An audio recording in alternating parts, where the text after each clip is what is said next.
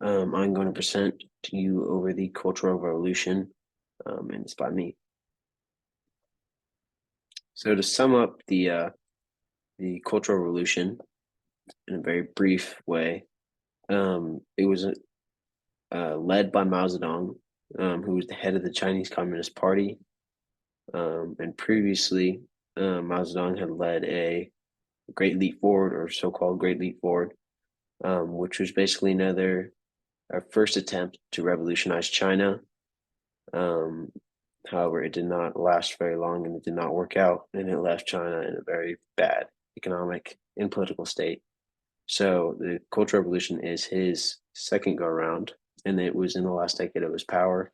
Um, he is trying to renew the Chinese Revolution and the Chinese revolutionary zeal for socialism and Marxist Leninism. Um, Also, it's in an effort to assure his credibility because his first revolution did not work out. So he's trying to prove himself again.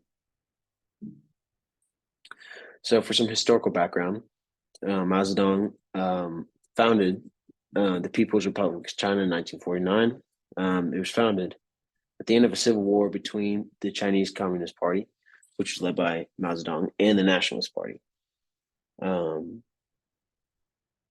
So that kind of sets the base for the revolution or for the Great Leap Forward. Um, However, coming out of the Great Leap Forward, there's mass economic depression because of the um, the efforts that the Chinese people have put in to try to industrialize the country, such as cutting down millions of trees in efforts to make more steel, which that steel ended up being useless because it was extremely bad quality. Also, the mass production of rice, which turned out to be really bad rice.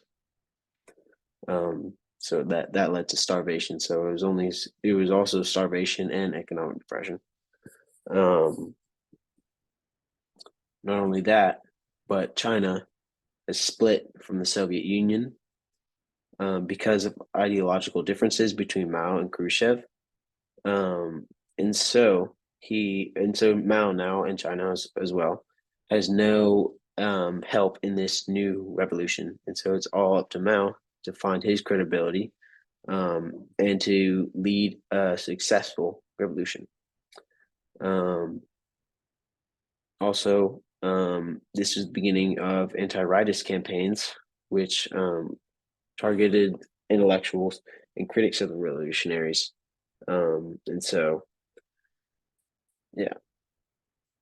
So the causes of this cultural revolution is also obviously the failure um, of the Great Leap Forward, but also because Mao doubted the revolutionary commitment of the people of China and his officials, and he resented his diminished role as head of China. It feels as though he's lost power, so this is his effort to assure credibility and also to maintain his power. He's reinforcing communist ideology. He wants to consolidate power, and he's trying to maintain revolutionary fervor, in order to obviously maintain his power and his credibility, and also to revamp the socialist views in China. Mao's four goals for the Cultural Revolution is to replace designated successors with leaders more faithful to his current thinking, to rectify the Chinese Communist Party, which he invented, and he led through the Civil War in China, to provide China's youth with revolutionary experience, which basically is the Red Guard, and to achieve specific policy changes to make educational, healthcare, and cultural systems less elitist, so less bourgeoisie. Some key figures in the Cultural Revolution was Mao Zedong, obviously, who's the architect of the Cultural Revolution and the Great Leap Forward. The Red Guards were groups of radical youth mobilized to enforce Maoist ideology in any way possible. Most of the time, it was killings, tortures, led out by kids my age, 17, 16 years old, kind of super radical in any way to they used any way to make sure that others believe the same that they did believe in Mao and followed Mao and were super loyal to Mao. But another key figure is Lin Biao. Um, he's an ally and a defense minister during the early stages of the Cultural Revolution, and he has a big, a big role in this second go around at a socialist revolution in China. So, what happened during the Cultural Revolution? So there were killings of intellectuals, people with ties to old regimes, um, such as the Great Leap Forward, because they were thought to be not as invested into the socialist slash communist view of new China, and obviously anti-revolutionists. Definitely some economic things happened during the Cultural Revolution, such as the distribution of education, industry, and agriculture. So the basic, belief or ideology of communism, where everything's equal. So you're trying to have the government put more money into all these societal things in order to have everybody have an equal opportunity.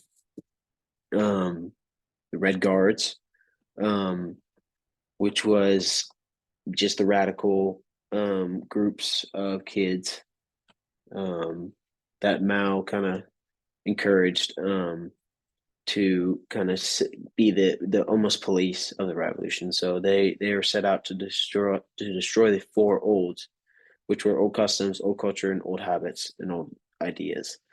They also did iconoclasm, which is the destruction of traditional Chinese cultural symbols, artifacts, and historical sites.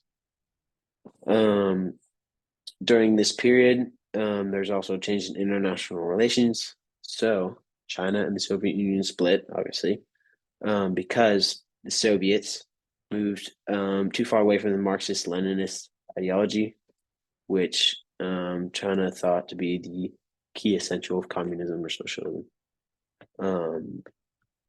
They also distanced themselves from all other socialist countries, which led them to being super isolated. And this was because they thought that other socialist slash communist countries did not have the same standard of communism that they did. They also supported national liberation movements in parts of Africa and in Latin America because they were trying to spread their own ideology.